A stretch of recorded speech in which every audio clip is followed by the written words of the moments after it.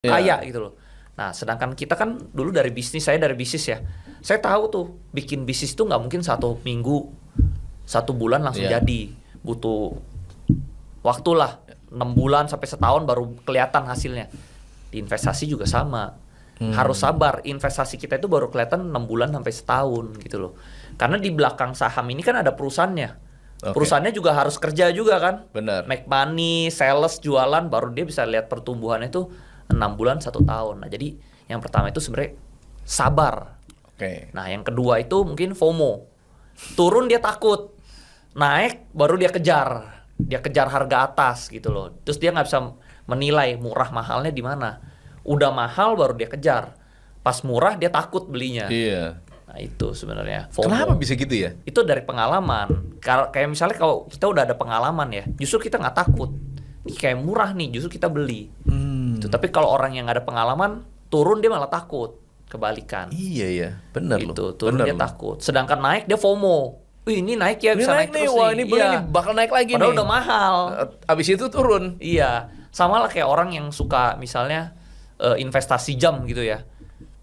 Jam tangannya udah overvalue, udah mahal gitu ya, dia beli lagi, akhirnya turun. Gitu. Iya. Justru sedangkan pas turun beli, harus dibalik pola pikirnya. Itu lebih, ya itu memang habit ya, lebih susah.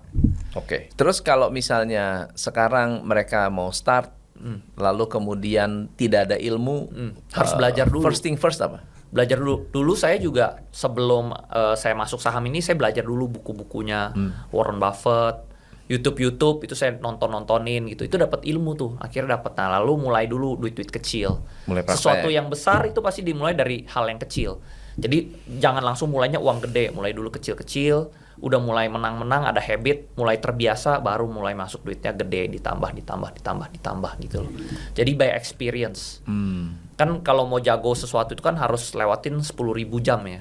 Tuh, jadi nanti setelah udah dapat 10.000 jam itu pasti udah dapat PD-nya ya. PD-nya gitu. Jadi emang harus. Nah, dulu saya juga ikut-ikut seminar gitu, kelas dulu juga saya ikut gitu loh. Nah, saya ikut beberapa kelas tuh dulu. Jadi saya bisa bedain mana yang ilmunya beneran, mana yang ilmunya bohong-bohongan, cuma jualan doang.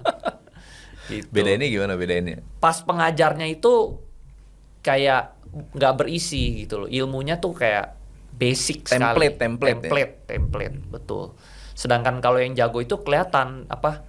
Rekam jejaknya, historinya gitu, kelihatan lah. Pilih guru nggak salah, dapat. Betul. Belajar dari siapapun nggak salah. Betul. Harus gurunya yang tepat. Iya. Betul.